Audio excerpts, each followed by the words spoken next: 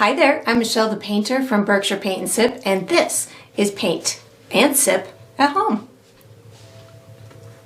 Alright, so today I'm going to be painting Pop Creation, and I'm sipping on some Earl Grey tea. And if you do enjoy this process, I hope that you like and subscribe to my channel, and that you also check out my Patreon page where you're going to find additional painting perks. So let's get painting and let's get sipping.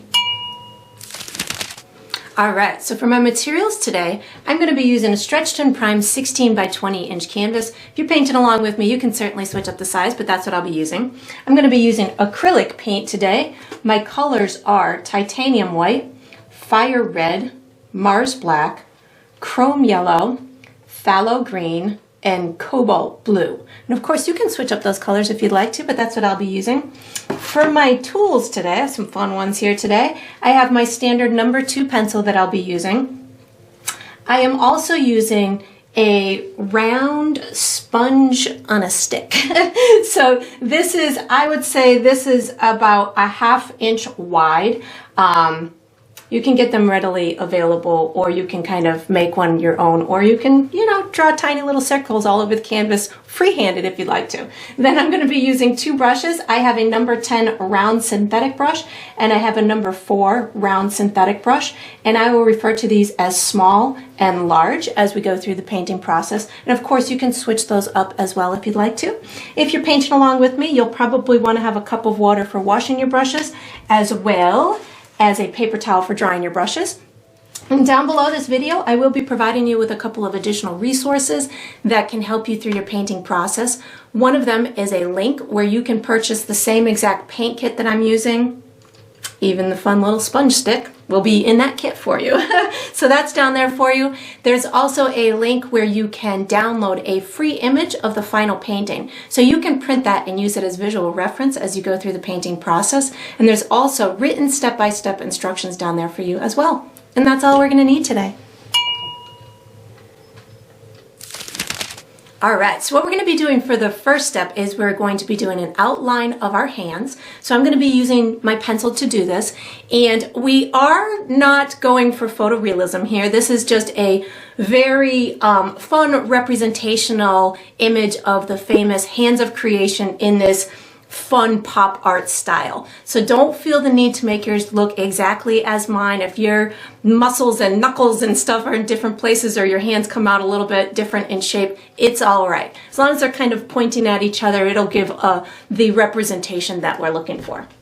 So how I'm going to do this is I'm going to give you a couple of markers, and we're just going to kind of connect the dots, and hopefully by the time we're done we've got something that's similar, which of course you'll have opportunity to kind of tweak and make into your own if you like to, which is why we're using a pencil, because if you need to erase, pencils are great for that.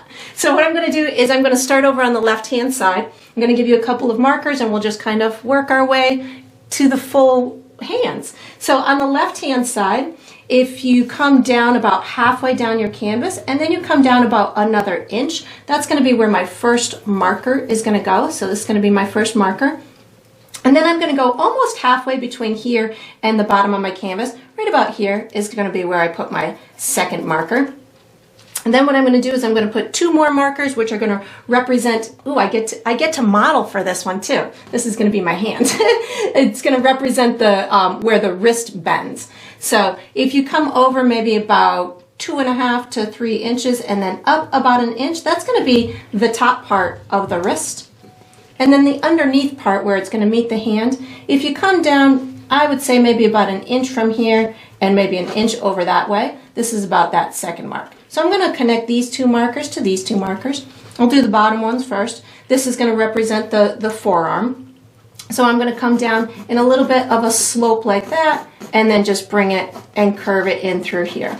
The original painting of the hands of creation, the hands were very muscular and had lots of lumps and bumps and stuff on them. So when we have very rounded hands, by the time this is over, it's intended that way. So here's the top of the wrist. There's going to be a little bit of a muscle from the forearm here, and then it kind of dips down in through here, something like that.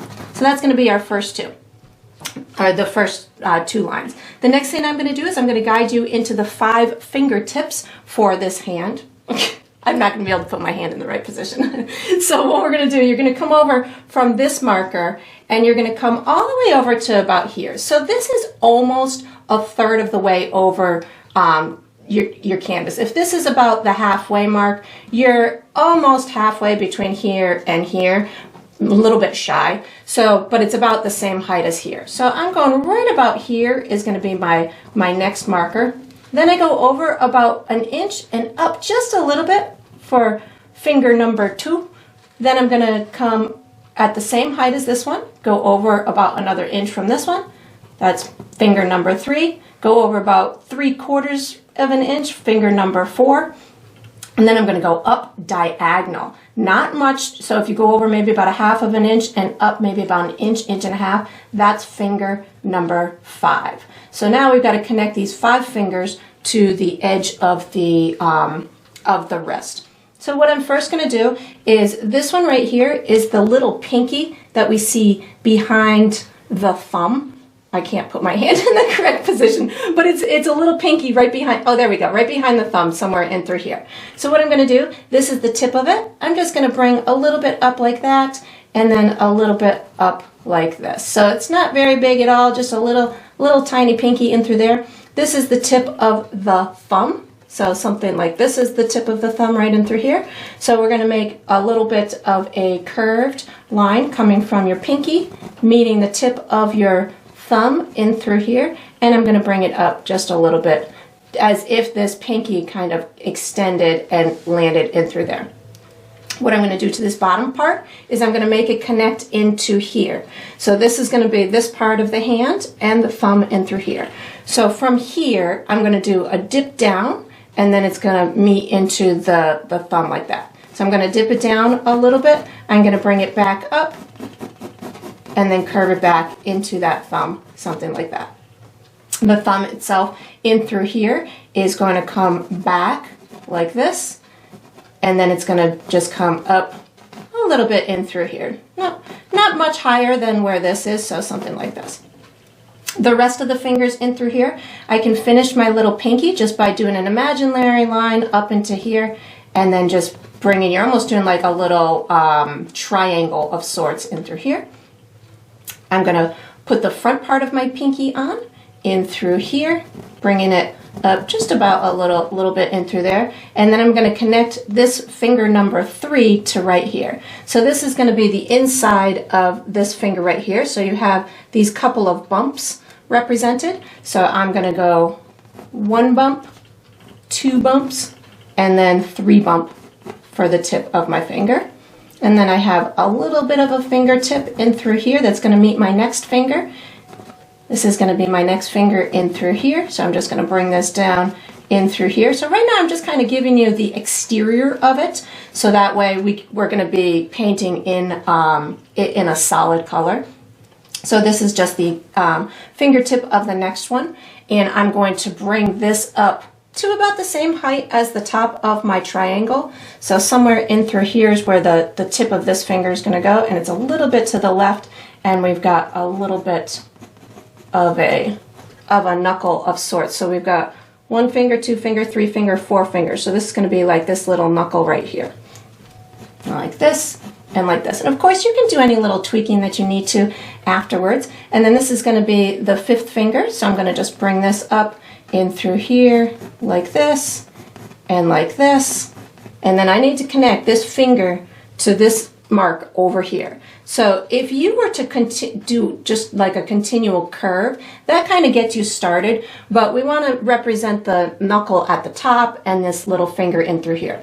So I'm going to start actually over here, and I'm going to tell you the bumps that are occurring as I do them. So the first one, of course, is the rest of the wrist, and I don't need it to go very far, just maybe kind of in this vicinity, and it's kind of a gentle bump. And then I'm going to do another bump that's going to represent this part in through here. So this is going to be in through here.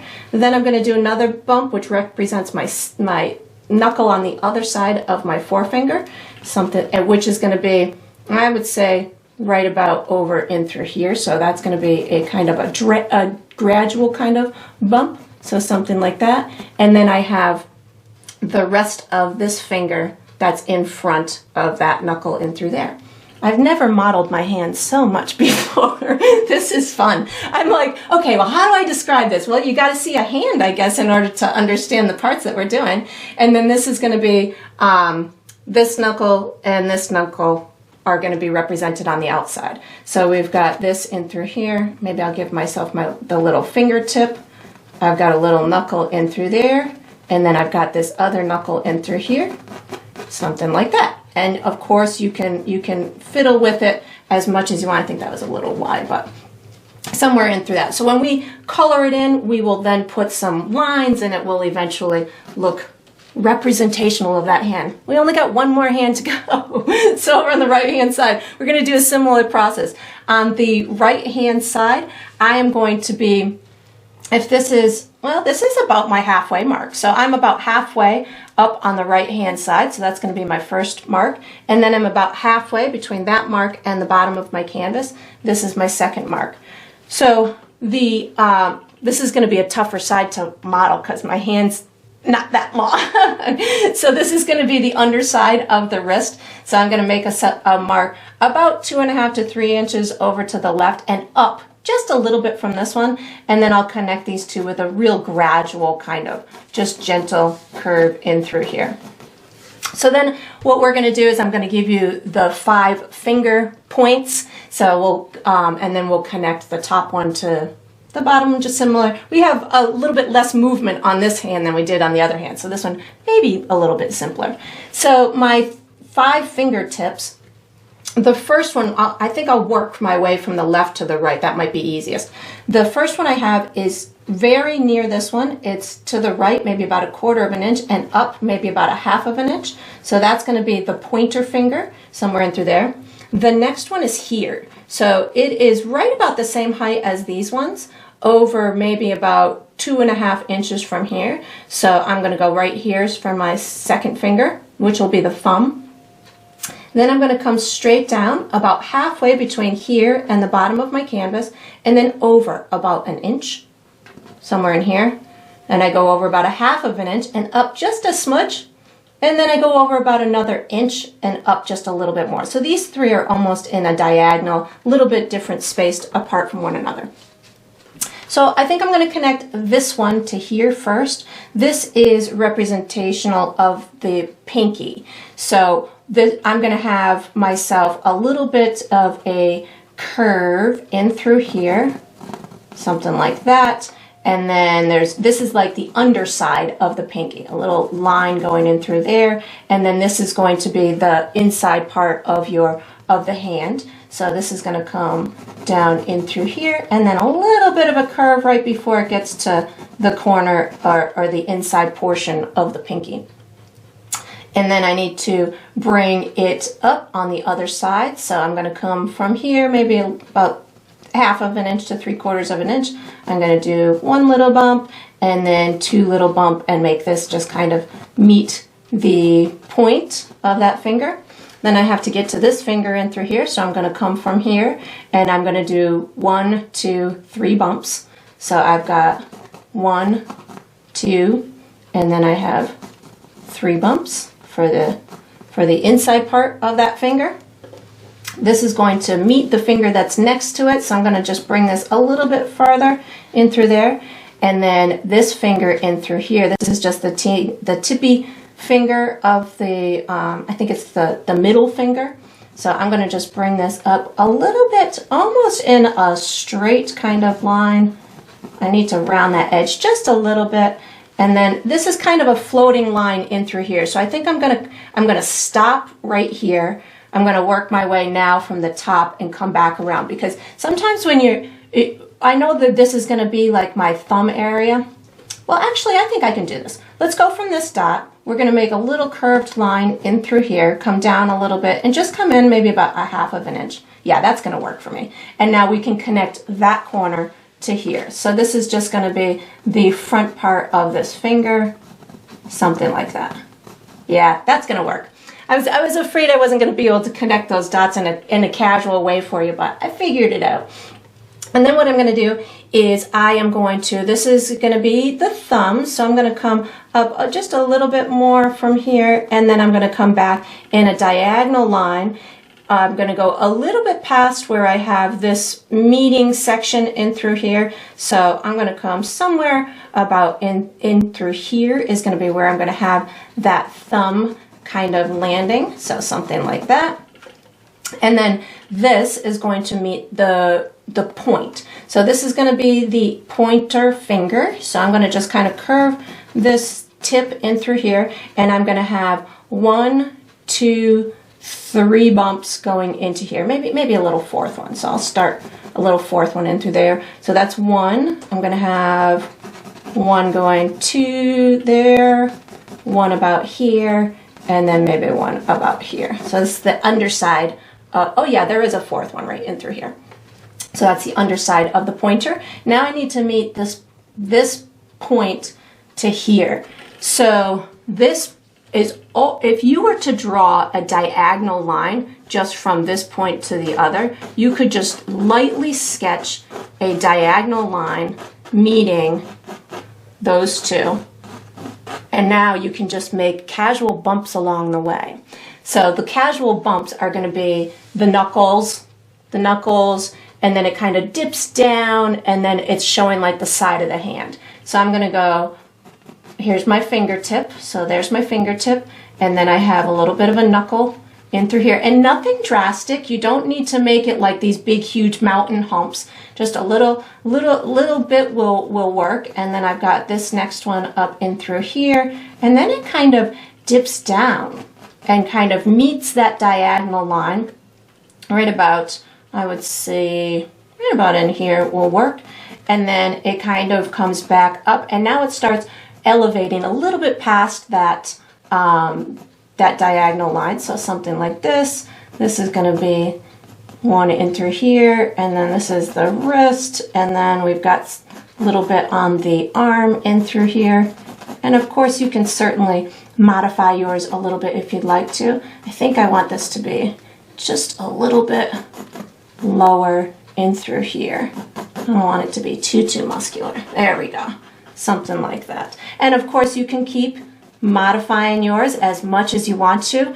I would definitely recommend erasing this vertical or this diagonal line if you put it in there, because it will make your coloring in a little bit more difficult. And then do any little tweaks that you need to, and we're going to be using the pencil for the next step, so you can just get ready. All right, so what we're going to do for the next step is we are drawing our word. So I'm going to be using my pencil, and I've chosen to do the word pow with an exclamation point on the end, but you can certainly do any word you want. You can do kablam, you can do, I don't know, pow. Oh wait, I'm doing pow. You could do boom, you could do Shazam, you can do LOL, you can do whatever you want to, but I'm going to do pow. So what I'm going to do is I want my word to have an arcing kind of movement to it, so it looks like it's in motion. So I'm going to kind of give myself a little bit of a footprint to work within for my word. I'll erase a lot of these lines before I'm done, but just to give myself a good footprint. So what I'm going to do, if this is about halfway from left to right in my canvas, somewhere about here, I'm going to go over to the left, maybe about 2 inches, and I'm about 2 to 3 inches above my hand. So that's going to be the bottom left-hand corner of it. I'm going to go straight up from here, maybe about 3 or 4 inches, or almost halfway between here and the top of my canvas, and then come over to the left, maybe about 1.5 inches to 2 inches. So those are my 2 markers on the left. On the right hand side, again, if this is about halfway in my canvas, I'm about halfway between that and the edge of my canvas, right about here, maybe about 2 or 3 inches above my hand, something like this. And again, yours doesn't have to be exactly where mine is. I'm just giving myself a good big word to work with. And then I'm going to go about halfway between here and here, maybe a little bit shy of that, and up maybe about 3 inches. This will be my other mark. I'm going to connect these top two and the bottom two with a gentle arc. I'm not going to push my pencil very hard because I want to be able to erase some of this line later. This is just giving me a footprint to work within.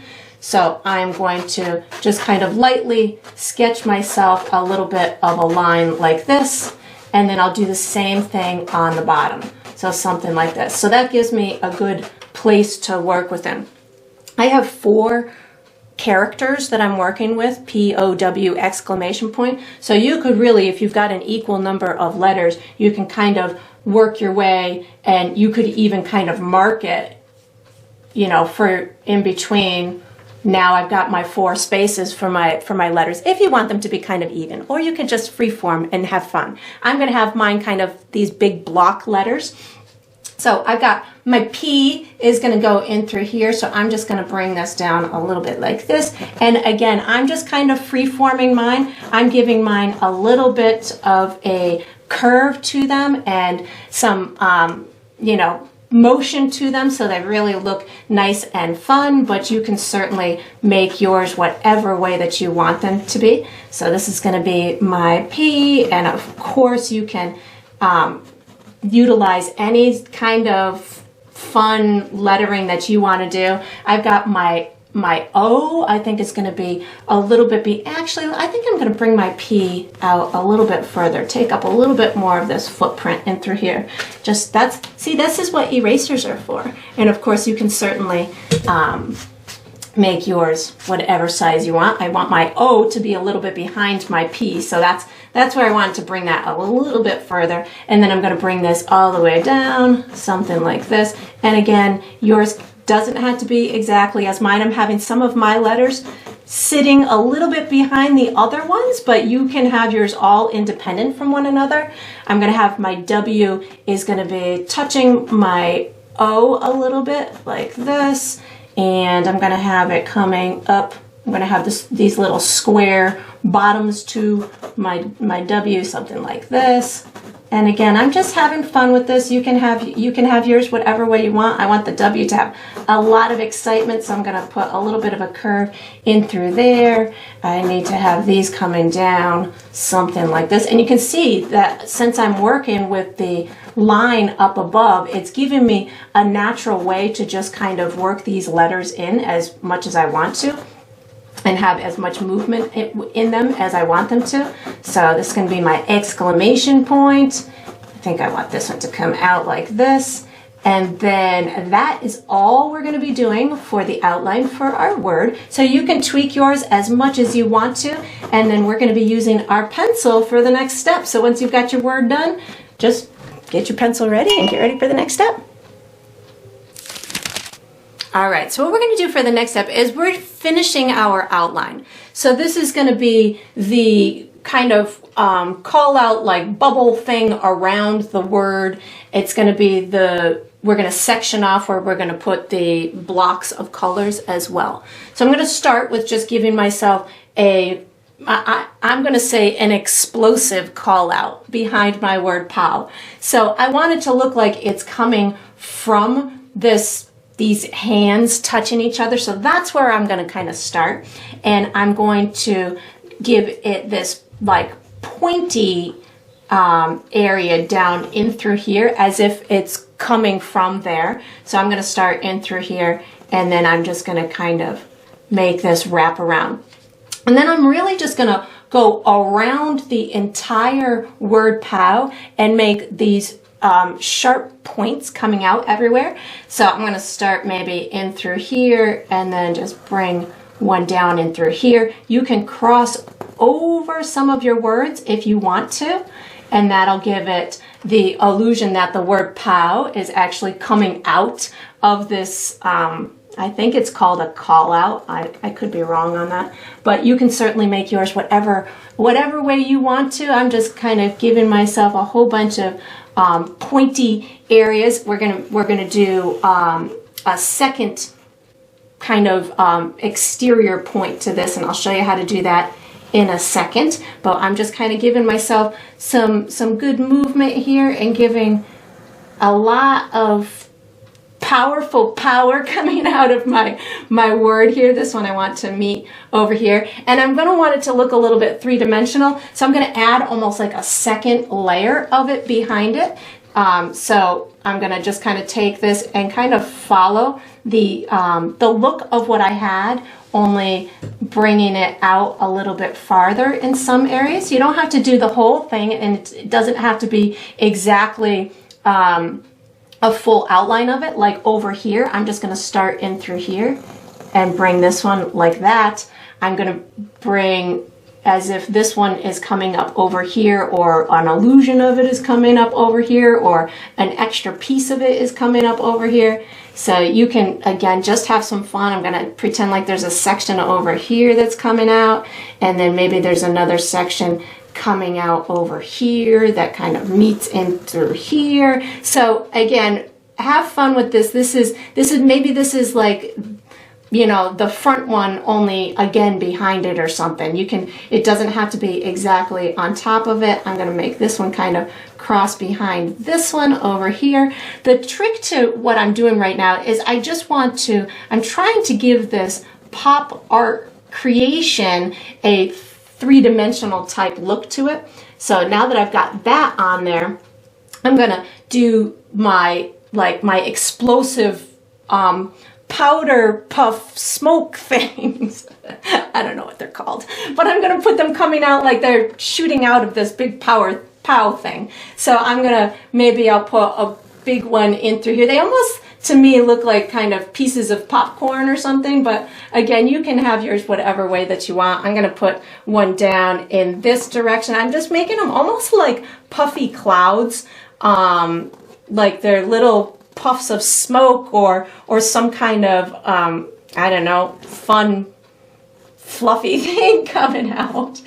I don't paint cartoons very often or illustrations very often, but my goodness, it is fun because you can just have so much fun with all of these little effects that you're putting. I think I'm going to have a big one coming over in through here. Maybe this one is like shooting out the side in through here. And then let's see. Oh, and then I want to section off the colored blocks that we're going to be doing. So I'm going to just do a vertical, I'm going to do vertical lines, but they're going to have a little bit of a bend to them. So I'm going to have one there.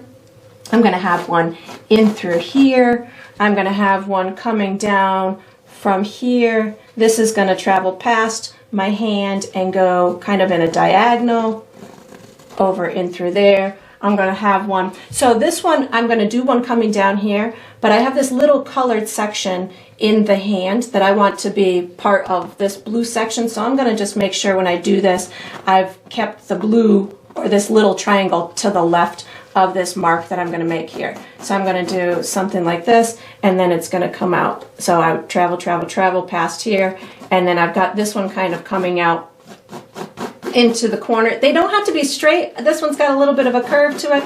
You can make them straight if you want to. I've got mine all with a little bit of curve to give some movement. I've got this one kind of coming out in through here, something like that. And of course you can tweak yours all you want. I've got one coming out of these guys and through here, something like this, and this one's going to come out over and through here. And then I have one more up and through here, just kind of taking up that space up and through there.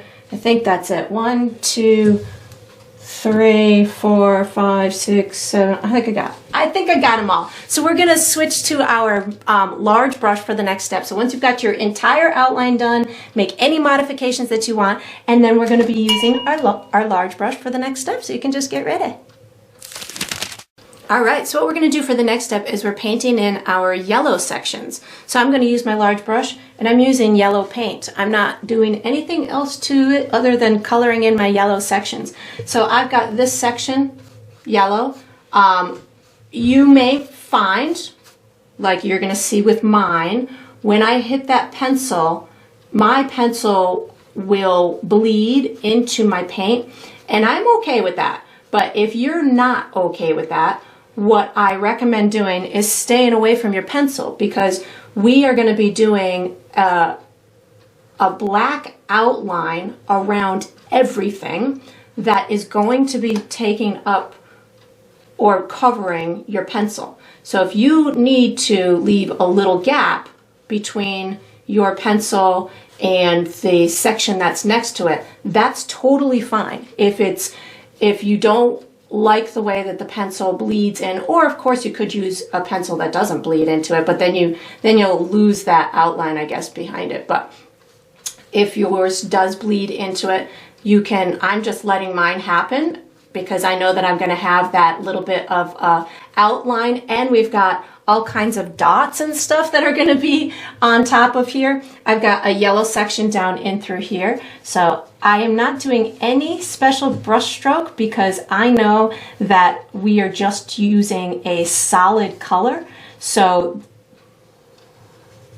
because we're using a solid color, your brush stroke isn't going to matter because you're not going to be able to detect the brush stroke. So depending on your paint's opacity, you may, if you do detect brush strokes when it dries, you could certainly put a second layer. Like we're going to be doing other colors in different sections that you may be able to detect the brush stroke on them.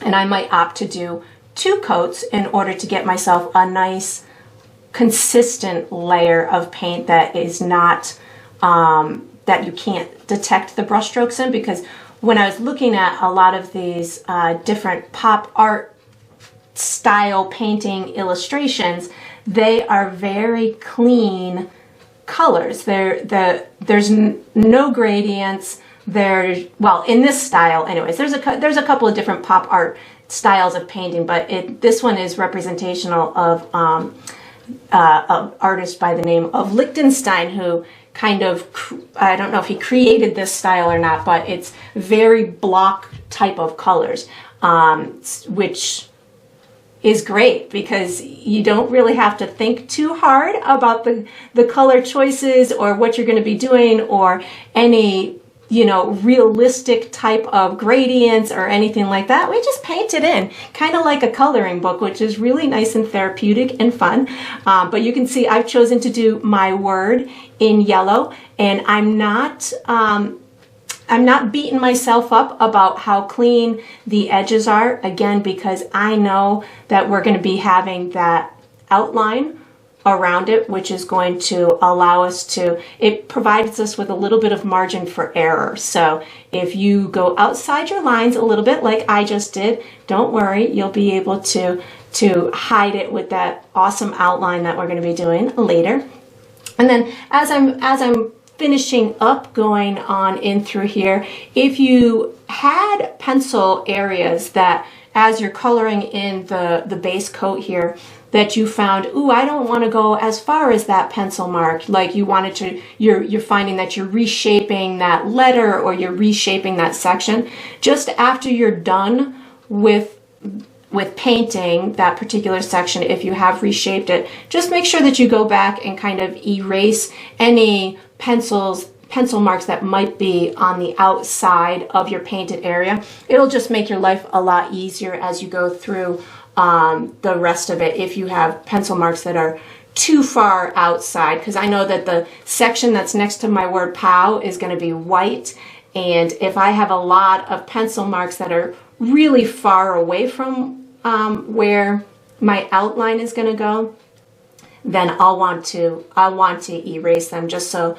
if my paint is going to be translucent with the white, it will make my job easier if that pencil mark is gone. And then we're going to use this same brush for the next step. So once you've got your word and your yellow sections done, you can wash and dry your large brush and get ready for the next step. All right, so what we're going to do for the next step is we're painting our red sections. So I'm going to be using both of my brushes because I know that I have some large and some little red sections to go. So I'm just picking up some red paint and I'm doing this top area is going to be red. The exterior portion of my call out is going to be red. I'm going to have a little bit of red along one of the sides of my letters, and then I'm going to have this bottom section red. So you could certainly, again, use different colors if you wanted to. You could modify these colors if you wanted to. You could put your colored sections in a different order if you wanted to. It's really up to you how you want to design this. One of the other kind of general features or typical looks to this style of pop art is they used your primary colors, your red, your green, and your blue, in so many of the dominating pieces of the painting. I don't know if I don't know what the reason, other than it is high contrast, it's really bold, you know, you get a lot of energy when you're using these colors, but you really don't have to do much, you know, as if you kind of follow the pattern of this style of pop art. It's really fun. You can take any design of any landscape or of any, you know, a portrait or anything, and just kind of take it and utilize these bold primary colors. You'll see in a future step we put these really cool polka dot things within some of these sections, which is another kind of iconic look to the pop art. You may notice, and this is one of these sections because I'm trying to go slow around here, I have a very shaky hand. So what I'm doing a lot of times is I'm bracing myself on my easel, and I'm just using the tip of my brush to get around these smaller places. If you wanted to utilize your smaller brush as you're going through these more narrow kind of passages, you could certainly do that.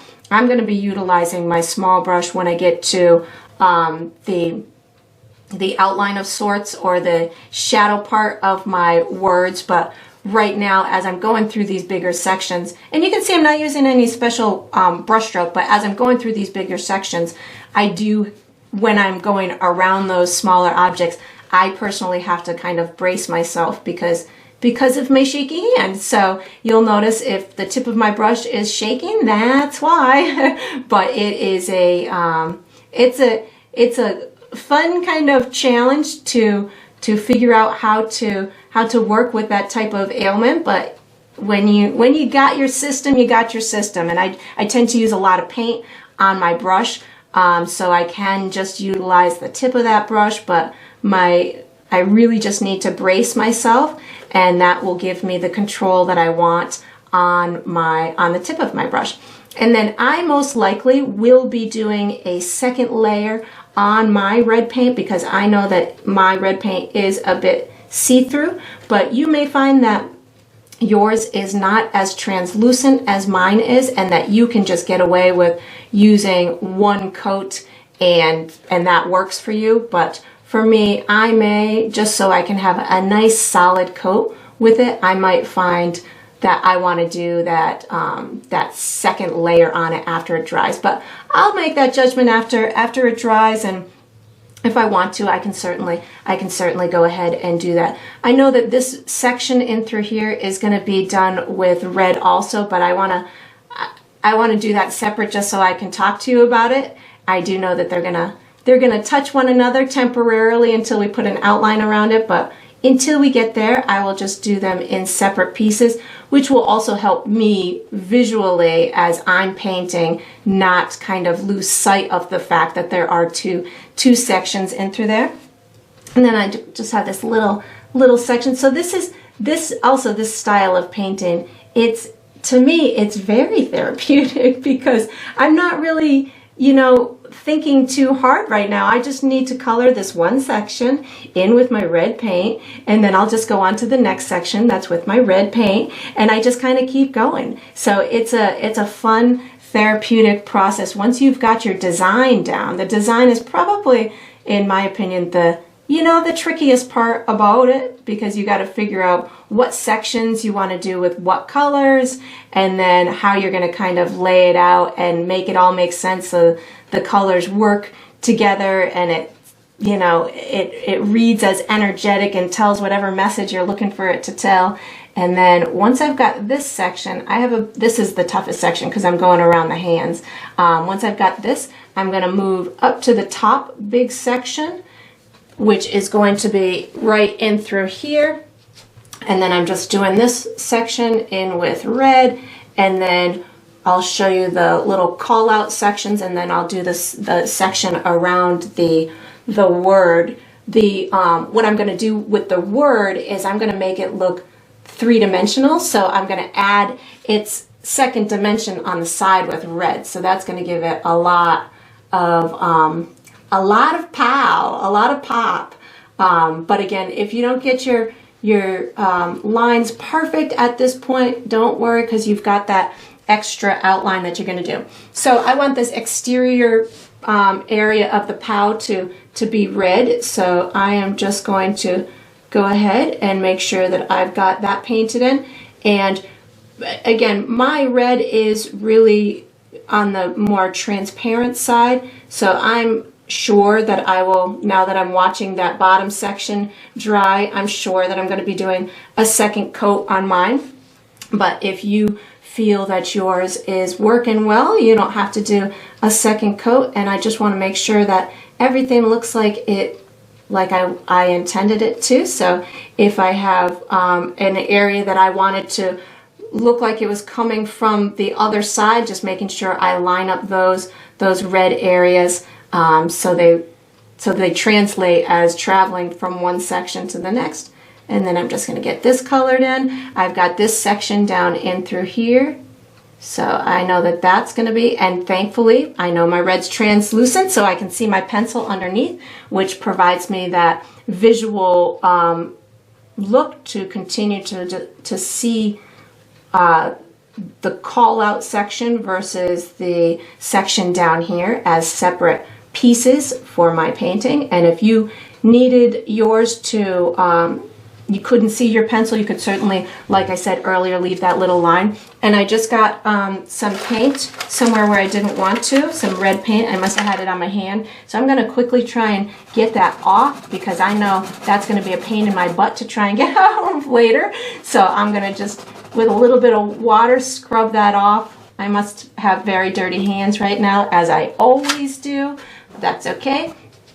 And then I'm just going to kind of keep on. So I'm using a bigger brush, and if I want a pointier tip, as I'm finding right now, I'm going to spin it in my palette on the side of my, in my paint on the side of my palette. That allows for a nice pointy brush, even if your brush is on the larger side. So that's a great tip that I tend to use a lot, because I want to make sure that I can sometimes just utilize the same brush for many different tasks. So that's what I did on that one. And then I have this other little section up in through here, just making sure that I see the areas that I want to do.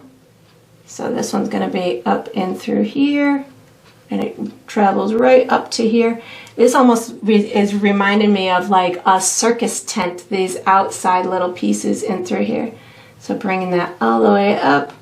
And then I'm going to switch brushes to, and then I have this piece and this piece of the call out part. And I'm going to switch my brush to my tiny, or my small brush.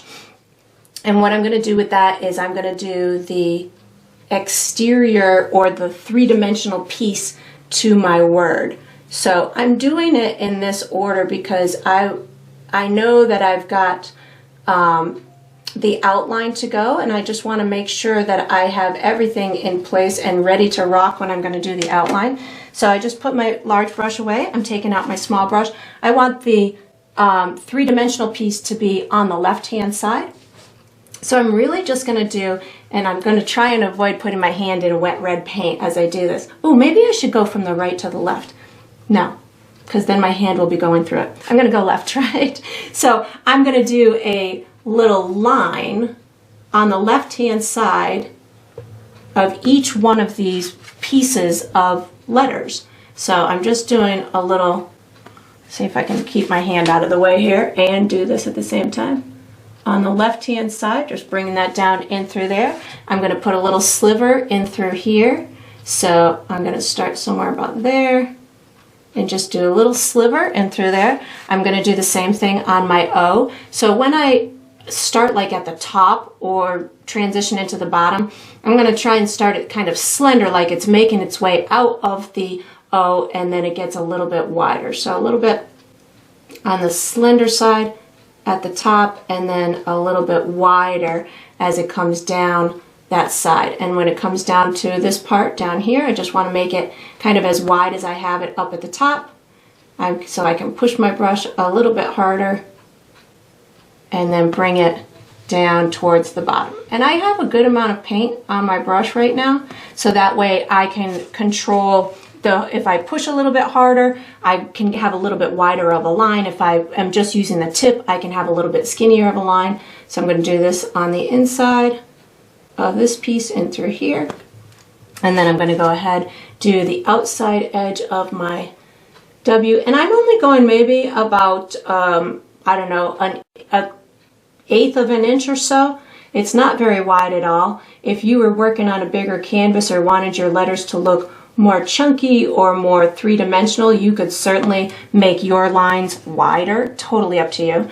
But again, I'm just staying on the left-hand side, giving myself a little bit of a line. And this right now is cleaning up some of my pencil marks that were visible. So you can utilize a step like this to start cleaning up some of those pencil marks if yours are visible.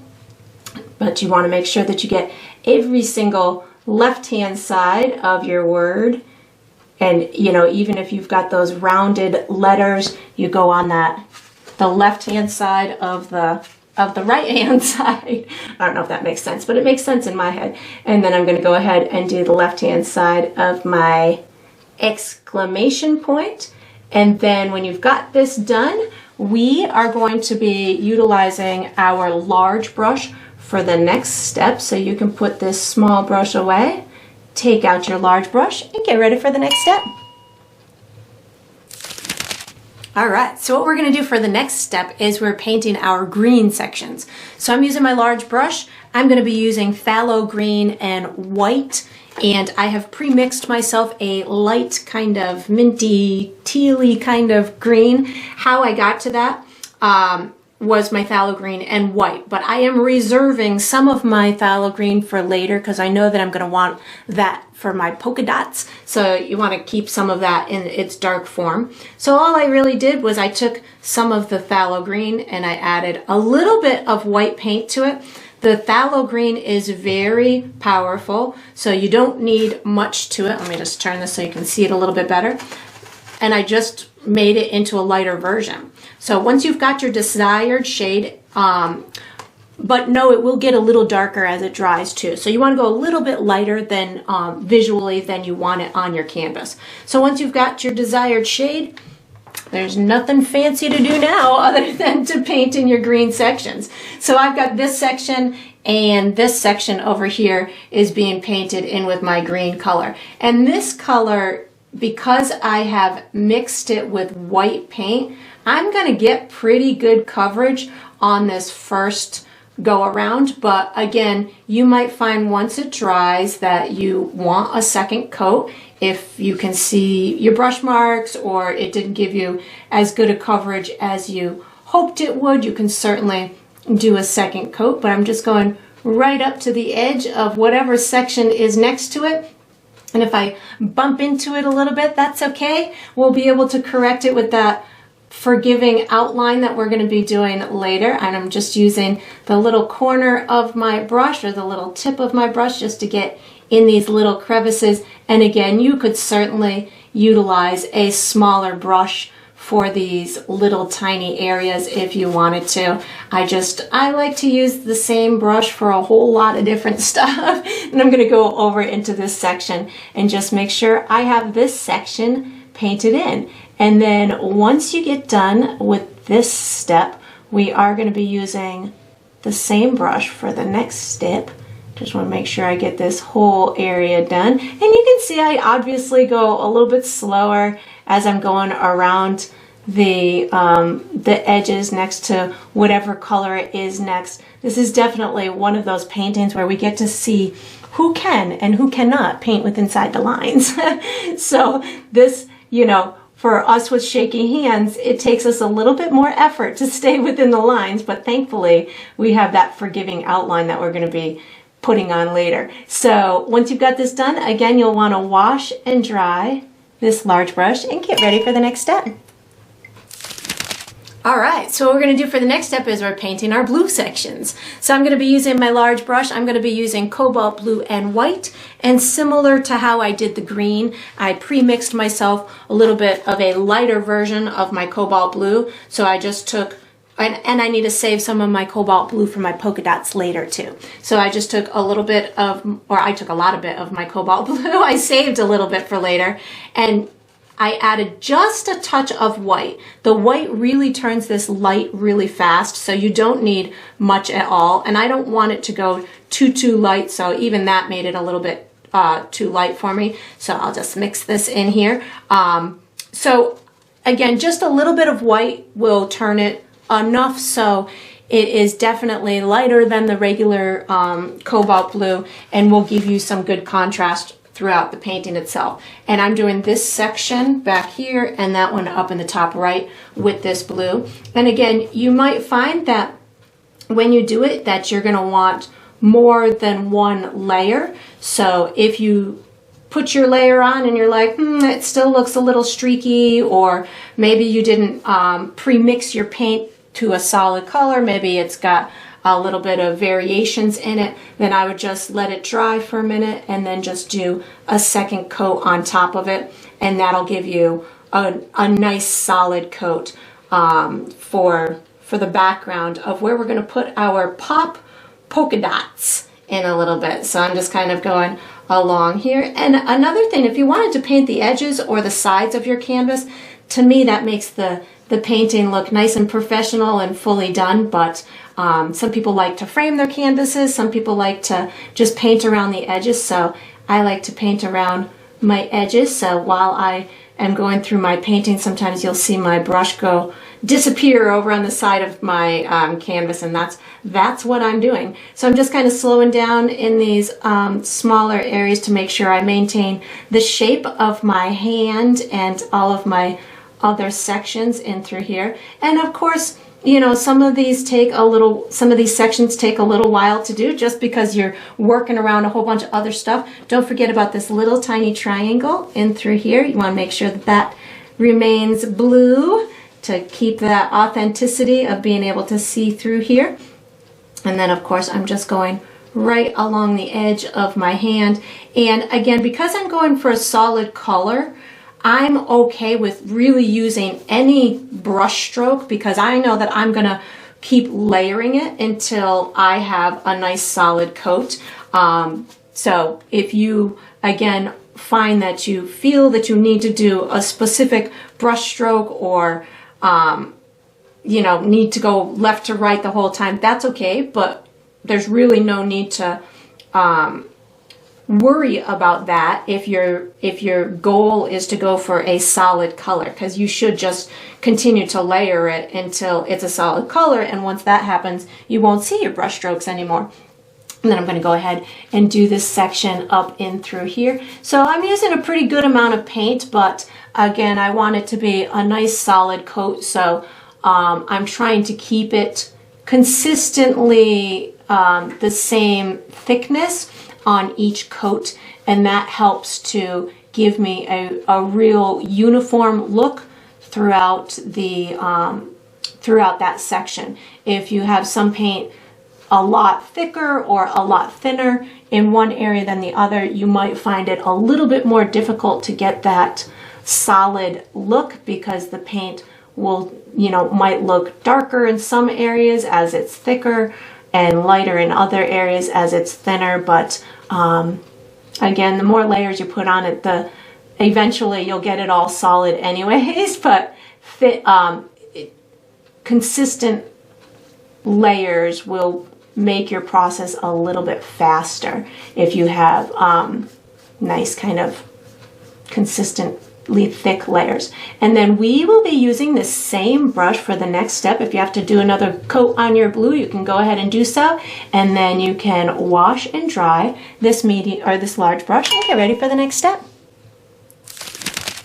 All right, so what we're going to do for the next step is we're painting our white sections. So I'm using my large brush and I'm using white paint, which you could probably have guessed that.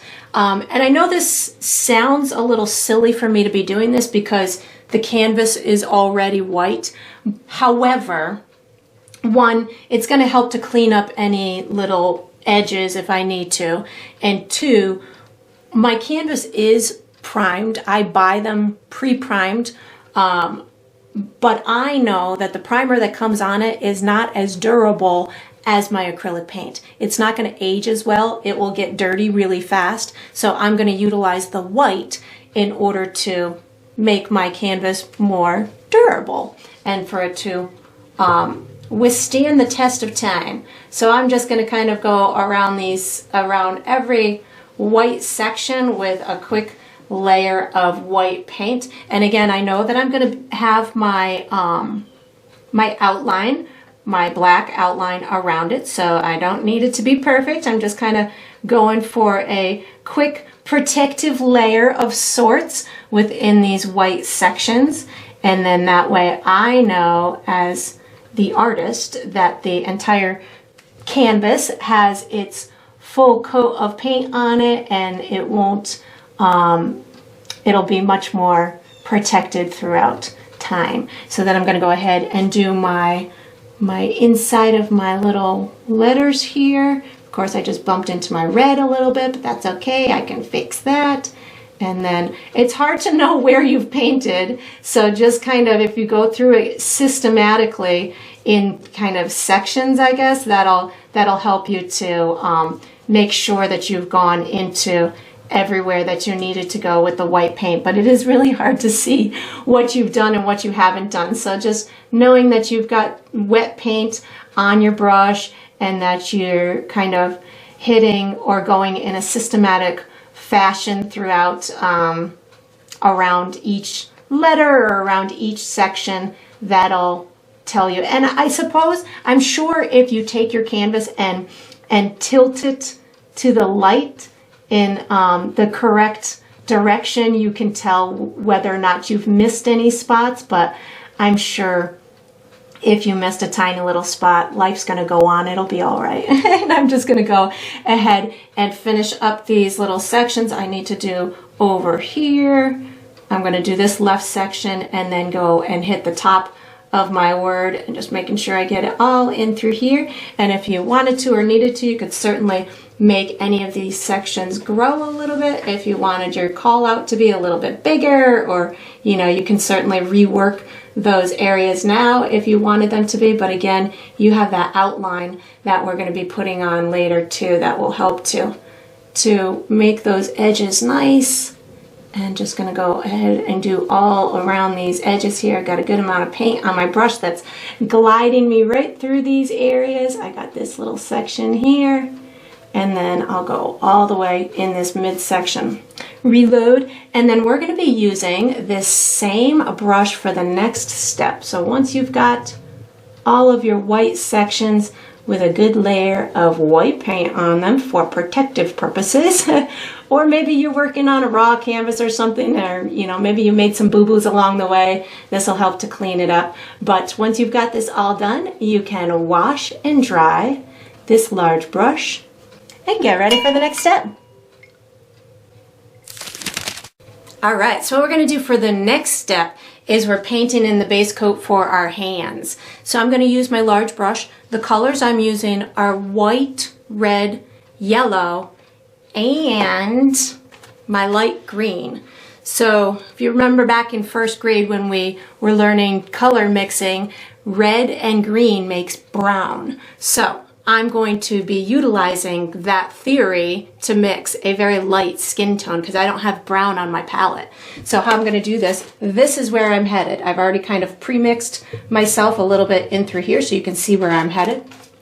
I took some white, it's going to be mostly white, a teeny bit of red, a teeny bit of my green, and a teeny bit of yellow.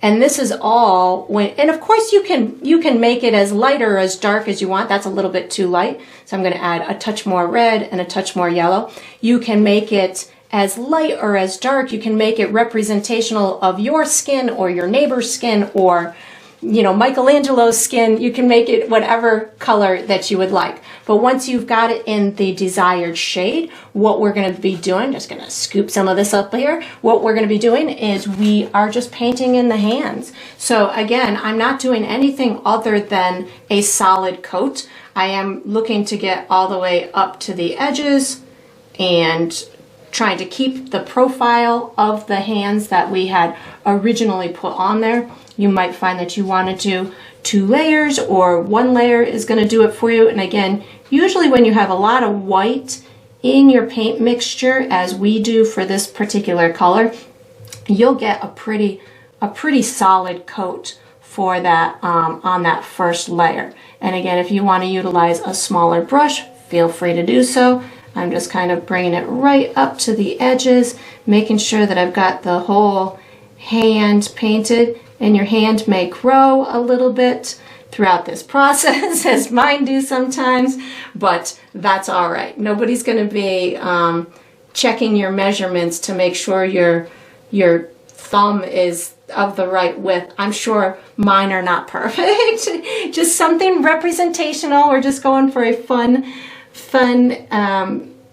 you know, idea of this Hands of Creation famous painting here, along with a nice pop creation twist to it. And then I just kind of bringing this all the way to the edges and making sure that I get it to the edges, even though I know, again, I'm going to be doing that fun outline around it later. So that's going to help to make sure that my edges are clean enough and that I've got enough paint on my whole painting, because sometimes as we go through this process we tend to miss stuff or it doesn't fully fill in all of the little gaps.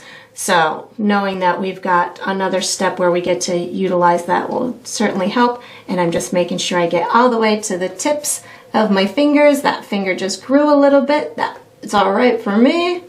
Excellent. Oh, I almost just painted that. That's not something I should be painting right now. And then I'm going to go ahead and paint this arm. And again, I'm just choosing to do a neutral kind of light skin tone. You can certainly, like I said, utilize any skin tone that you want. This is pretty representational of the real painting in the Sistine Chapel, but this, you know, you could certainly, I mean, I'm sure mine is not exactly, but it's definitely of a lighter skin tone in through here. But again, you can certainly have yours any way that you would like to. And then I'm just going right to the tip here, making sure. And I do believe in the real painting, one of their skins is definitely a little bit lighter or darker than the other. They do not have perfectly matching skin. So if one of yours turns out to be lighter or darker than the other, that's totally okay too. But when I was looking at the at pop art of this style, it was just a solid color for the skin. They didn't do anything to it other than put some little contour outlines, and then they just called it. Some of them had the polka dots throughout the skin to add some dimensional elements with polka dots, but we're going to be choosing to just do some contour lines in order to tell the shape of our fingers and the composition of the hands. So once you've got this step done, we're actually going to be using our sponge on a stick.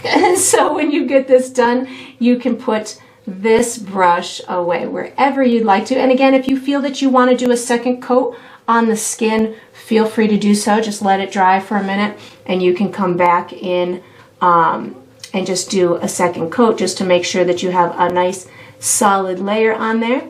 And then you can put this brush away, take out your sponge or whatever you're going to be utilizing to make small circles, and get ready for the next step.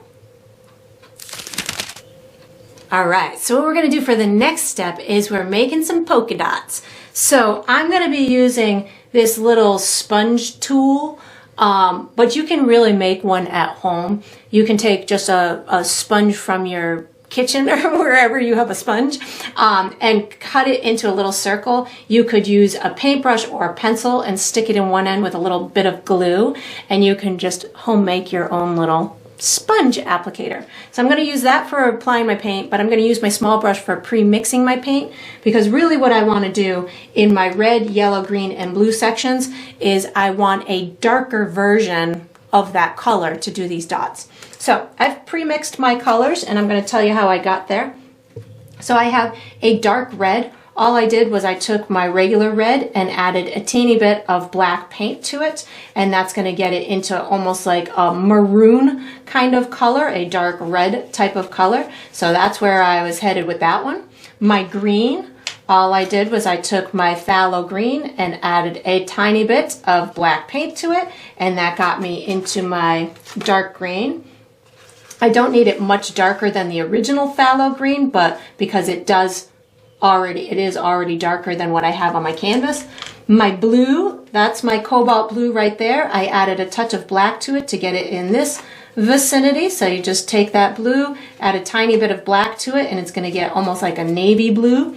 And then for my yellow, that's my chrome yellow, I added a touch of black and a touch of red to it, because for me, when I add just black paint to my yellow, it turns really, really green on me.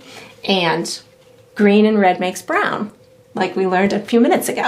So I can take a touch of red paint and turn it more into a brownish shade. So I'm just looking for something that is darker than my yellow and not too green. So once you've got your colors that you would like, I'm going to take my applicator.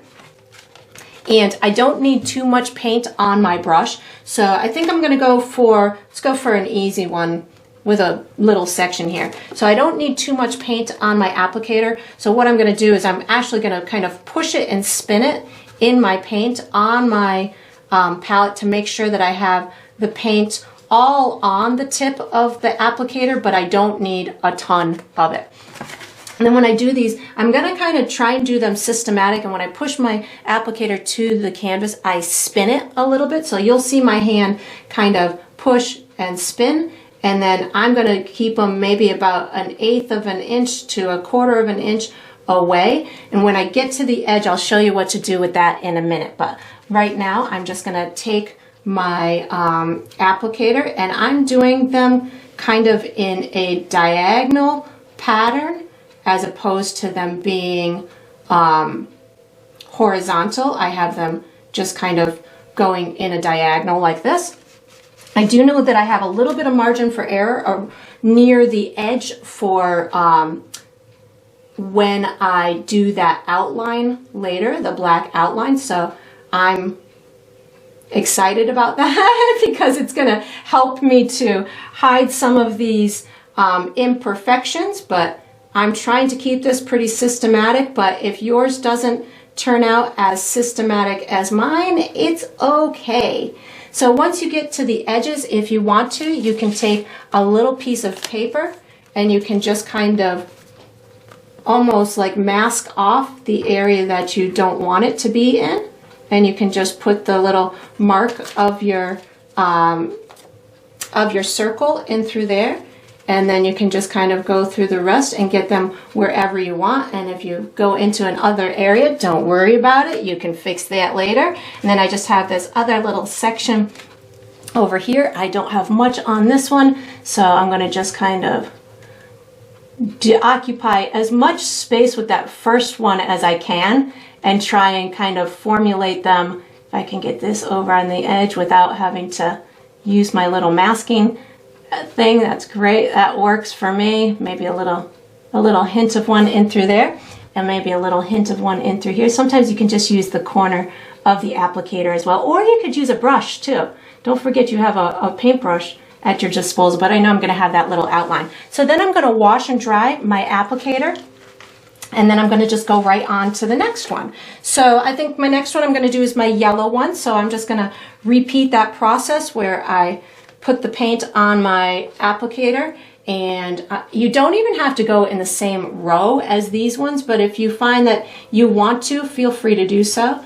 And then I'm just gonna kind of repeat that step, making sure that I have as many as I want to, and they're as clean as I want them to be. Maybe you don't want yours to be as systematic as mine. Maybe you want yours to be a little on the messier side. Totally up to you. This is your painting. You can get them to be in whatever realm you want. But with these sponges, you don't have to wash or reload your applicator very often. It's pretty cool because they keep a lot of the paint within them. So that's a great thing about these tools. And sorry if my hand is in your way. I just have to kind of go in this systematic line of sorts, which means that I have to actually concentrate a little bit here. But you know, again, you could certainly make yours a little bit less systematic if you wanted to, and they're not all gonna line up perfectly, but if you can get them to line up in whatever way makes you happy enough, that's the whole goal here. And then I have this little one up and through here. I think I just need to use the tip of my applicator for that one. And again, if you bump into another section, you can always fix that later.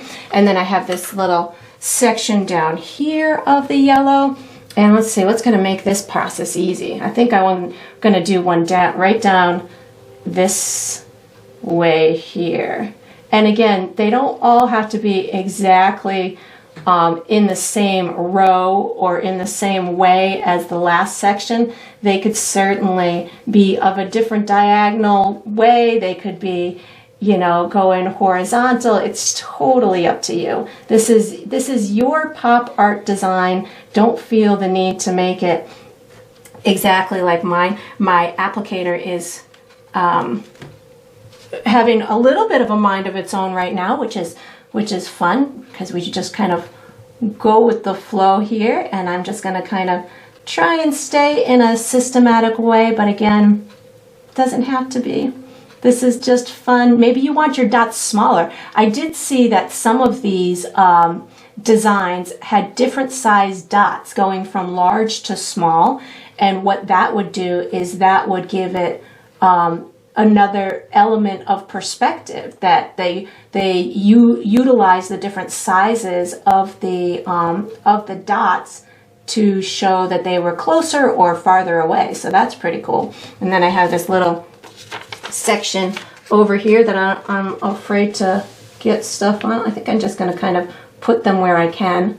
There we go, that works. And then I'm going to wash and dry my applicator, and then I'm going to go on to my next section. I think I'll do my blue section next. So again, just kind of reloading my applicator with some blue paint, making sure it's pretty systematic here, and then I'm just going to kind of go for it. So I'm going to do, and you might get faster along the way, you might get slower along the way. It's, you know, it's going to be a process that just whatever works for you is gonna be your process. You know, you might take 8 hours to do these dots, or you might take 8 minutes. You know, it's gonna be wherever your comfort zone is and how perfect you or not perfect you need your circles or your polka dots to be. So that's going to be something that you determine all on your own as the artist that you are. You can make yours, you know, again, as intense and perfect as you want, or as carefree as mine seem to be turning out. So I think I'm going to just kind of travel up in this direction, trying to give some sort of symmetry to it. And you'll find if you're going to use this a similar tool as I am, that, you know, some of your polka dots are going to be larger than others. Some are going to be smaller than others. It's going to be a fun, you know, crafty type of process or step, which is always fun to do as well. You get to explore your different creative sides on what you like visually as a crafter or as a fine artist. You get to play with all that stuff. And then I have that blue section up there, and you can see mine are definitely not perfectly organized, which is kind of the story of my life. But I just have fun. That's all that it is. I don't labor or worry about the things that there's no need for them to be perfect. I just enjoy the process, and whatever happens, happens. And if I get done this and I'm like, oh, that one big one is not making me happy, then I would go and modify that one. But usually I can bring myself to a place of comfort and of peace with my imperfections. So hopefully you can do the same and just enjoy this process for what it is, and just, enjoy making art and having fun, and especially when we're doing something that is so carefree and representational of something that is, in a lot of people's opinion, very serious, which is the original painting of the Hands of Creation. So we're making light of a very important historical piece of art. So we might as well enjoy the process as we're doing it. So once you've got this done, I think, I still have my red ones to do. So I'm going to wash and dry my applicator one more time, and then I'm going to start with my red ones. So my red ones, of course, are going to be in my red section, but the only thing I have to be careful of is to not do the red call out section. So I have to think a little bit on this one, just making sure that, now that I've brought it to my own attention, hopefully I won't go into it, but I can see my pencil mark underneath, so that's going to help me to stay within my boundaries of sorts. So, and of course you can, make as many dots as you want.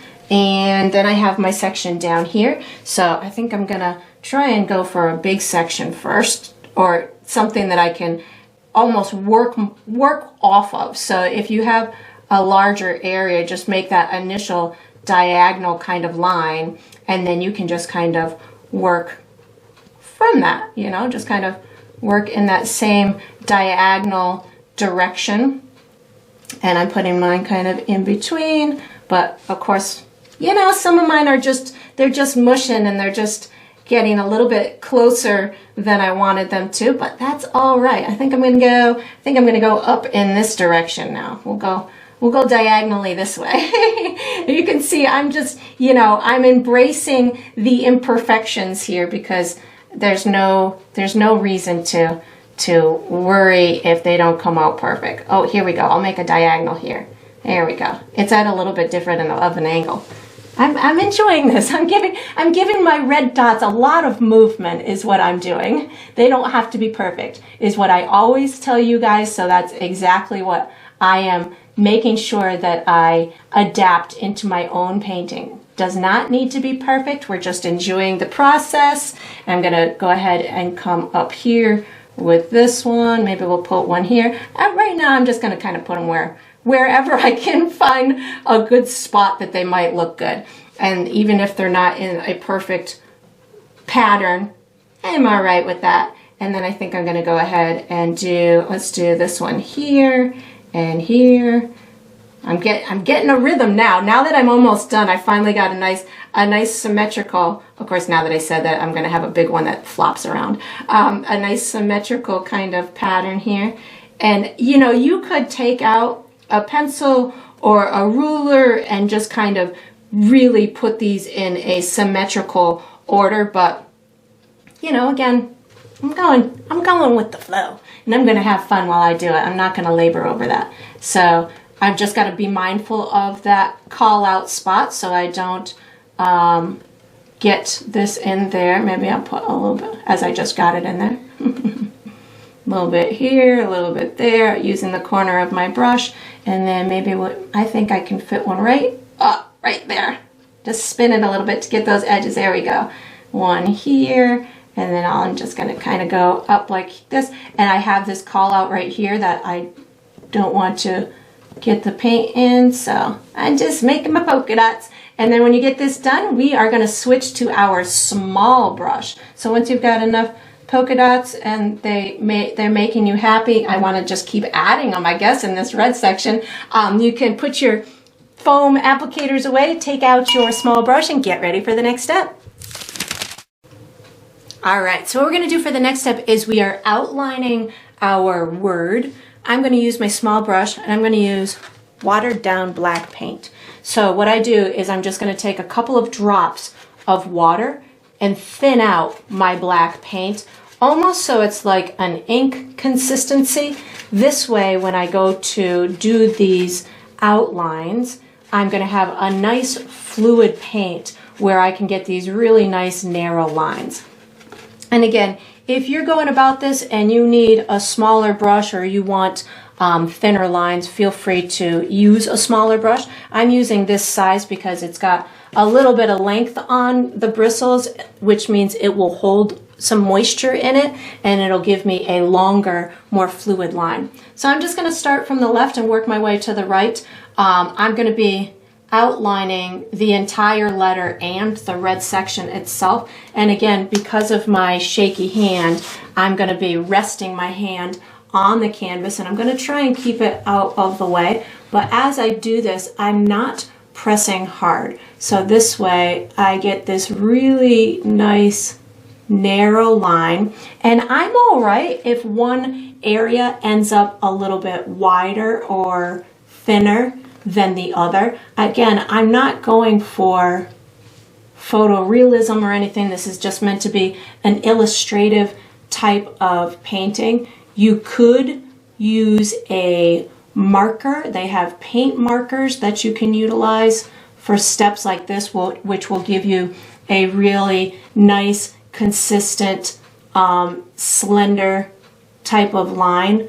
But I really like to see, for myself anyways, the hand that has touched the canvas. So I really like to do everything with a paintbrush because to me it just tells a story. It tells the story of, you know, how much paint that artist had on their hand, on their brush right then and there. Did they struggle with that one line? You know, it just tells a big story to me. So I really like to do everything with a paintbrush, but you of course can do, you know, put yours on in whatever manner that you feel is best for you. But for me, again, I'm using this, and of course my dirty hand is going to leave evidence all over the painting. So that makes it special to me. That does make it a definitely a one of a kind. You can certainly widen these lines as you see fit or necessary, because you might have some little trouble areas from when you were painting a previous section, and this black line can certainly help to cover up those trouble areas. I'm utilizing it to one, get rid of my pencil mark, but also this really gives that identifying look of the pop art. So if you look at the old comic books and things of that nature that utilize this style of art or this style of painting, it seemed like everything had a black outline around it. And I'm not quite sure what the original reason for that was, other than just to, you know, make sure that everything stood out and had a lot of you're able to see every section of the painting or of the piece of artwork. And it works, you know, it really helps to make everything pop out and give it a good pow as it's telling the story. And of course, as I'm going from one section to the next, I'm just making sure that I connect them in a natural, fluid way, that they don't look like I stopped my line halfway through to get to the next one. So that's one of those times that the line might get a little bit wider as you're going about it, in order for you to make sure that they look like that they're traveling together naturally. And I'm trying to get rid of all of my pencil marks within this step. The black is great for hiding pencil marks. It just is it will overpower that color, and black will typically just overpower any color. So if you have an area that is you know, needing a little bit of finesse, you might just stick a little black on that area just to hide it a bit, and that'll take care of it for you. And sometimes if you want to speed up your process or go a little bit faster, you could do like all of your vertical lines at once or all your horizontal lines at once, and just keep like a little system going with your hand that, you know, sometimes if you've got your painting laying down on a table or something like that, that can certainly help to expedite certain steps if you're doing a similar process from one letter to the next, or you're doing, you know, the same process from one area to the next. You can sometimes do a little, almost like get yourself a little process going where you're just going all the left sides or all the right sides, and that can get you pretty efficient. But I'm making sure that I'm going all the way to my white outline, so that way I don't have any areas that are unpainted or disconnected from one another. So I'm just kind of, you know, slowing down a little bit, making sure that I connect all of my pieces and that they all make sense. And then after I get done with these letters, if I did have any areas within this section that I felt needed any little finessing or any little corrections, I would do that before I went on to the next step.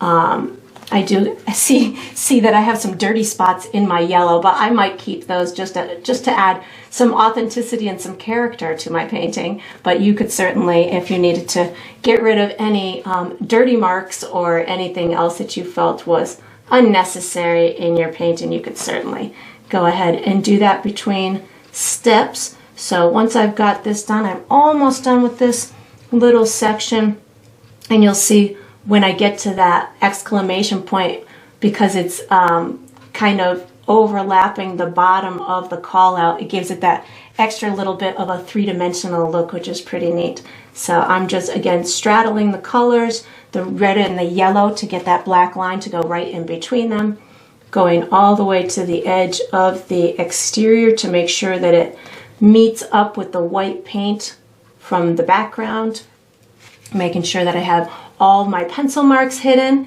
And if all of my pencil marks are not hidden after I'm done this step, then I'll either have to erase them or, you know, find a way to paint over them. But they should be pretty well covered once you do this black outline. And then I will be utilizing this same brush for the next step, and I don't even have to wash it. So once you get done, you can just take a little bit of a break and get ready for the next step. All right, so what we're gonna do for the next step is we're outlining our call out section, our little poofy, smoky things, and all of the colored sections, and then we'll connect everything together. So I'm using my small brush. I'm using just black paint, and what I'm going to do is I'm going to just kind of go one area at a time. So I'm going to first do my outlines between the big colored sections. So all I'm doing is a black line. You don't need to do anything fancy. This is just connecting those two sections, and if you want yours wider, so you have, you know, covered up some of the edges of your little polka dots, or if you need to utilize it for aesthetic purposes, make it as thin or as wide as you want. It's totally up to you. Like this area definitely could use kind of a wide one. It looks like I had a bit of a trouble spot in through here. And again, you could use a smaller or a bigger brush, whatever works for you is totally fine. And you just kind of keep at it until you've got it in the direction that you want it. I've got this one in through here. So I'm kind of going systematic through it so I don't miss any spots. So I was thinking maybe I would go like from left to right of the canvas and just do everything on the left and just work my way to the right.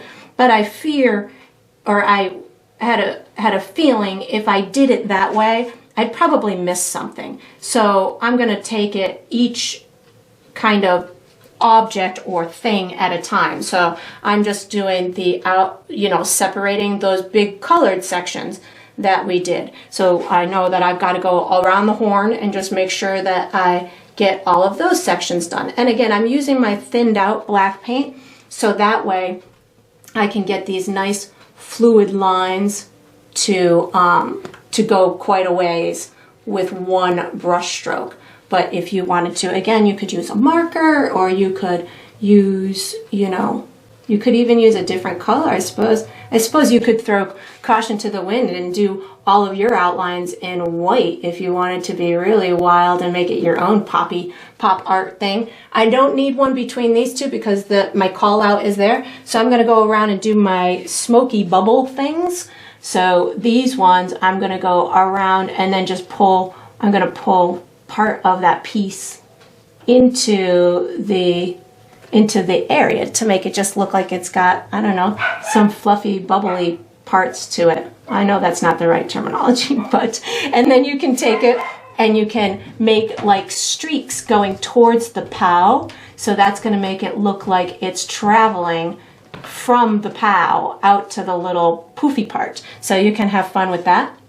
I've got a little piece in through here that I'm going to just kind of get on. Something like that. Maybe this one's got a couple little streaks in through here coming towards it. Yeah, that's fun. And again, I'm still using that watered down black paint just so it gives me that continual brush stroke that I want.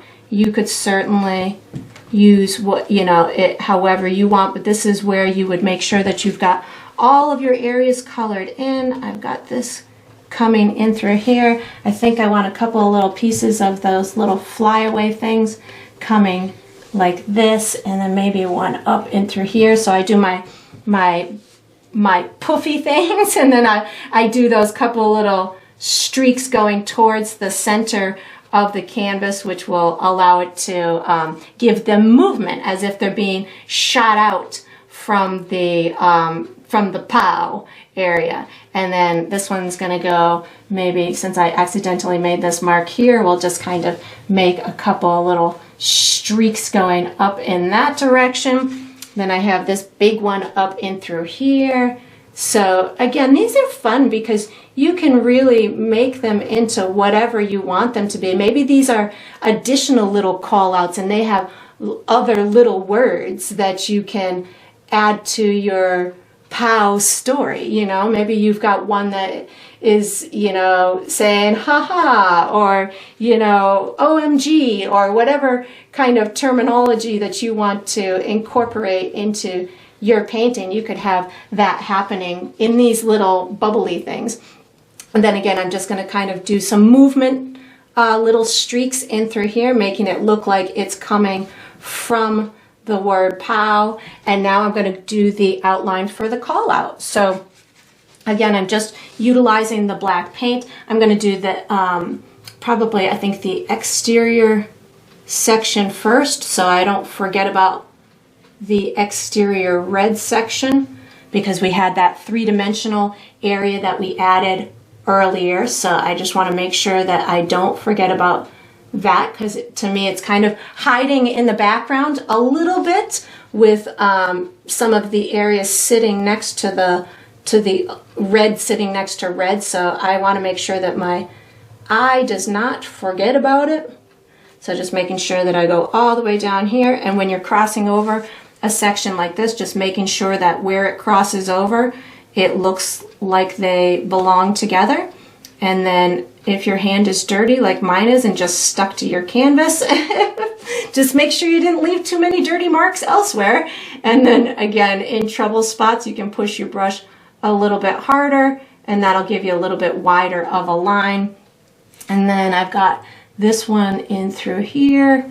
Again, I'm just following my pencil. You could certainly, if you're doing an area and you're like, oh, I wish that I had this other section, you can certainly add on the fly or change something on the fly. These little pointy sections, you can make them grow bigger by just bringing the black a little bit further past that tip if you wanted to. So just know you do have the ability to modify on the fly if you want to. Sometimes it can be a little tricky when you're using these primary colors to have a new color on top of it or to modify it, but you know, if you have confidence in your painting, you can change anything you want.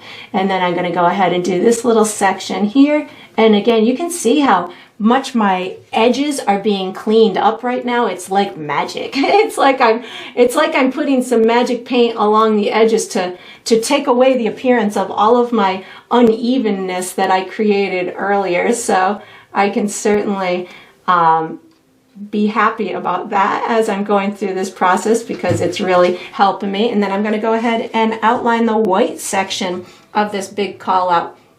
And then so this is in essence kind of the last main outline of this section. So if there was, again, any additional areas that you wanted to, you know, add more to or less to, like I want this to be a little bit pointier, so I can just bring that black out just a little bit further to give it, again, more shape to it.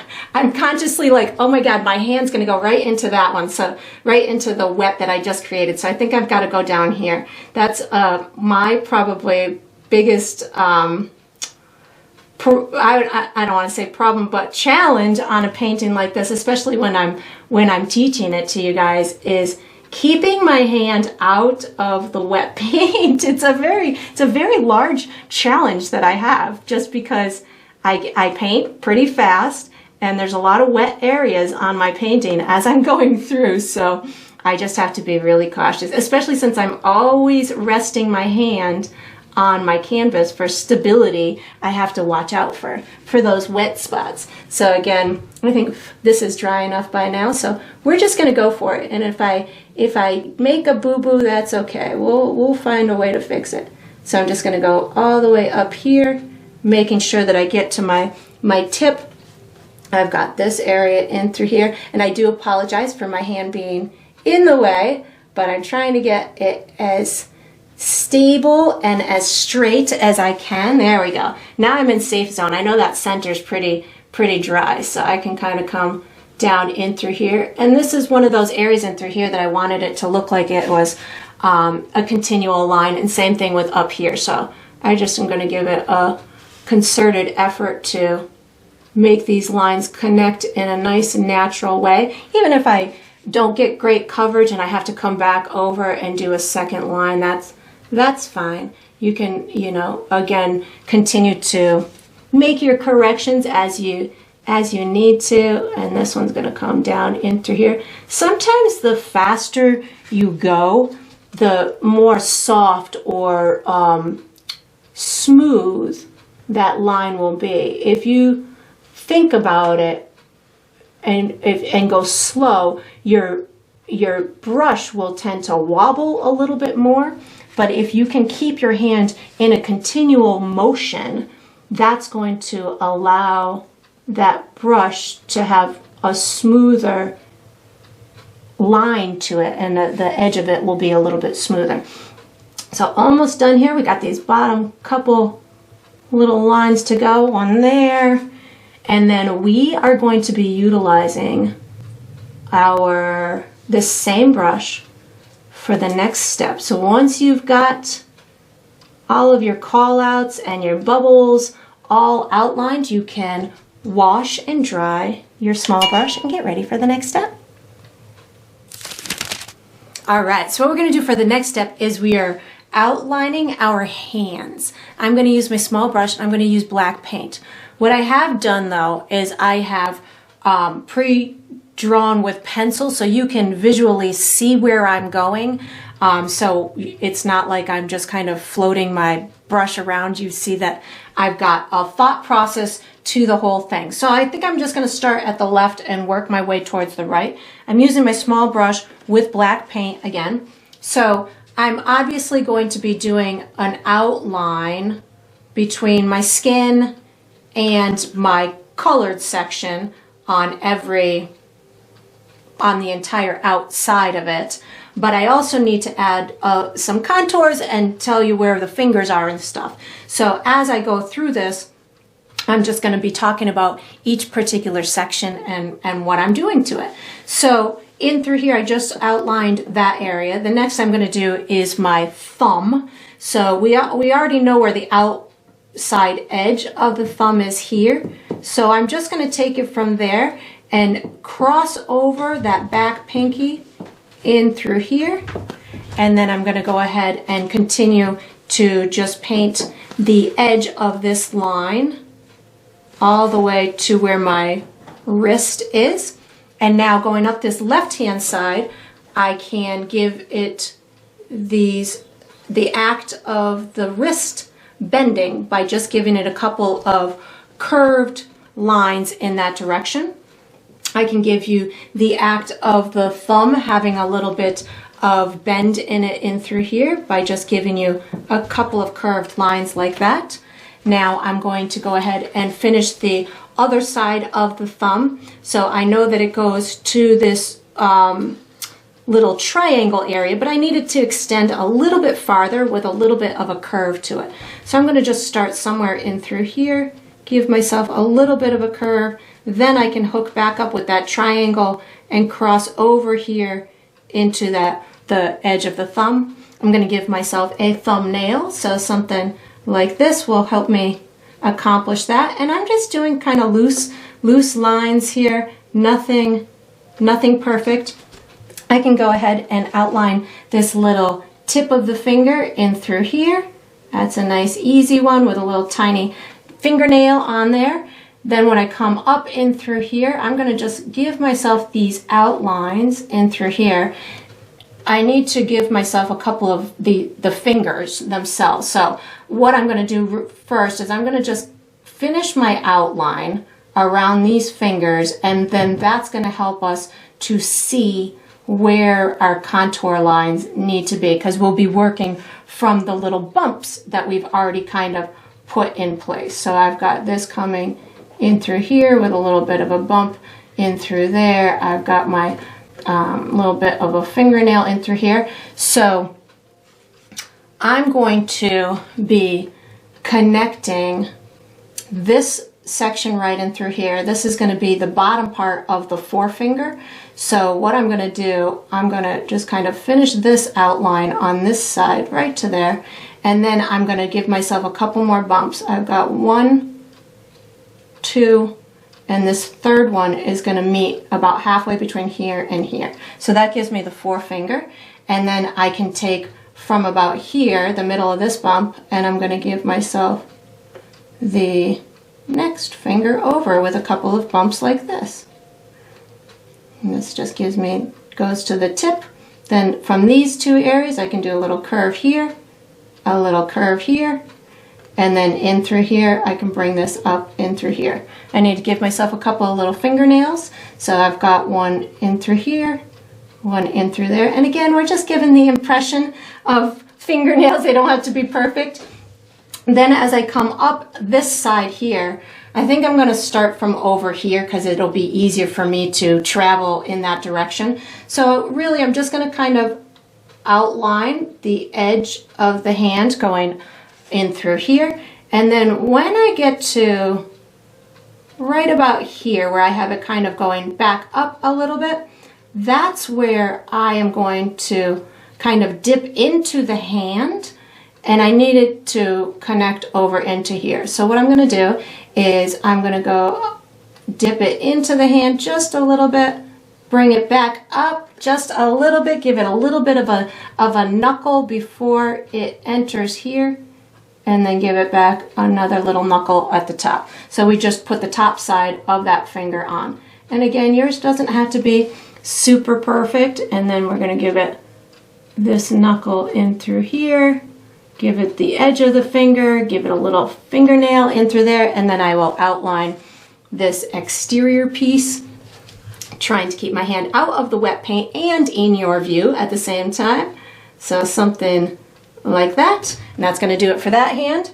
The right hand, or our right hand, I'm going to do a similar process. I'm just going to start down at the bottom here to give you this outline of sorts in through here, which we already have, taking it all the way to the finger part right in through there. I'm going to give it one little kind of crease about in this direction in through here.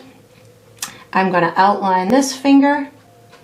We've already got the outline and some little bumps. this is the underside of the pinky. So we're going to give it 2 little wrinkle lines, one in through here and one in through here. Then I'm going to go ahead and do this outline like this all the way to the edge. Give myself some wrinkles. One is going to go here, one's going to go here, one's going to go here. Oh, I got to bring that all the way to the edge. Thankfully on this hand we only have one fingernail to do. the other hand we had a more visible way to see the fingernail. So I'm going to just finish this exterior edge of this finger in through here. And then we got a little floating line of sorts in through here. So again, I think what I'm going to do is I'm going to just finish this outline of this thumb, and then we can kind of build the thumb and this forefinger or this middle finger off of that. So once I've got this exterior line for the thumb, I'm going to give it a curve, but it's only going to come about this high. So I'm not going to make it much higher than this area in through here. And then I will give it this little knuckly kind of area back here, and then it's going to travel. This will be the inside of the palm area like that. I'm going to finish this finger in through here, so this just gets a couple of curves to give you the impression that it is in fact the underside of that finger. And then I'm going to give myself a little fingernail, so something like this. And like this. I've got to finish the thumb. So there's this little curved line here. This is going to be the gap kind of between this finger and your thumb. It's actually going to be the rest of this finger that shows up and through there. So I'm going to bring this thumb like this and curve it up in through here. So that way we have the visual effect of this other finger. I'm going to, when I outline here, I'm going to just bring this in through this area and just give myself a couple little curves to give the impression of almost like a little shadow underneath there. And then I'm going to go ahead and finish this outline following my original outline that I did, and then I'll give myself a couple little marks coming up into the finger like that. I've got the edge of my finger tip in through here. And then I've got the whole top side of the hand. We still have this little shadowy part in through there, but I think I'm going to tackle this part. And again, I'm just going to follow my outline. And if it gets a little modified along the way, that's okay. Nobody's gonna mind, I'm sure, because we're just having fun here. And I'm trying to keep some of those little muscle bumps and the finger bumps and the knuckle bumps all in place. And then I'll give myself a little bit of a sketcherly kind of adaptation of the inside of the palm and the inside of the arm. And if you're doing this and it doesn't go as you had planned, you can certainly bring back some of that original color that we used for the skin. And then we are going to be using this same brush for the next step. So once you've got your outline of your hands, you can wash and dry that small brush and get ready for the next step. All right, so what we're going to do for the next step is I'm going to call them our highlights. So they're of course very, illustrative. They're not, of a difficult detail. I'm going to be using my small brush and I'm going to be using white paint. So I'm going to have some highlights to add movement to this back section of the call out, the red section. So I've just got white paint on my brush, and I'm really just going to be bringing some streaks coming in the direction of whatever way I feel that call out is coming, whatever way I want that movement to go. So I'm going to just kind of bring this one in this direction, and yours can be long, they can be short, they can be thick, they can be thin, whatever you want them to be. It's your highlight.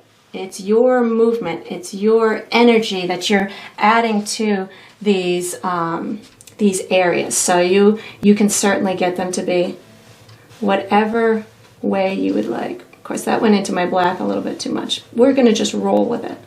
We're going to make it look like I meant to do that. There we go. Yeah, I like that. And then I've got one in through here. I'm going to do this one in a similar curve. And I think I want to have one over in here. And you could keep adding layers to it if you want it to be brighter, or if you could certainly use some yellow in it if you wanted to. Totally up to you. I'm just kind of streaking it in whatever direction that I want. And then I'm going to do some highlights on my hands. So I'm having very simple kind of highlights on the top portion of the hand. Something like this that's going to pretty much travel at the same way that the hand is positioned.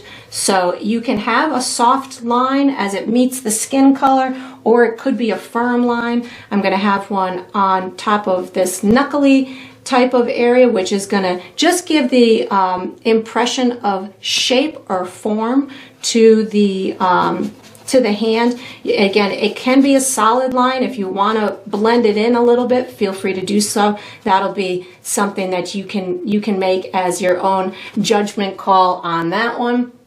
You might even want it to be really crisp and super bright, totally up to you. I'm going to have it on this, on the top of this finger, and I might put a little bit on the other finger as well, the one on the far side. But again, I'm just really going for giving the illusion or the impression that there is some sort of form or shape to these hands. I'm thinking I want a black little contour line there as well. So I'm going to, on the fly, pick up a little bit of black paint. So I just wiped my brush off on my paper towel. I think I want a little bit of a kind of a curved line in through here just to add a little bit more shape there. Yeah, that works for me.